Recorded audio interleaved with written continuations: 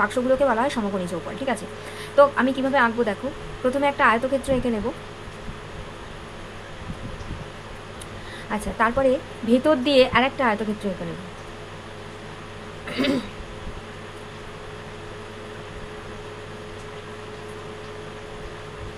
ওকে, এবার আমরা কি করব, এই জায়গাগুলোকে জুড়ে দেবো।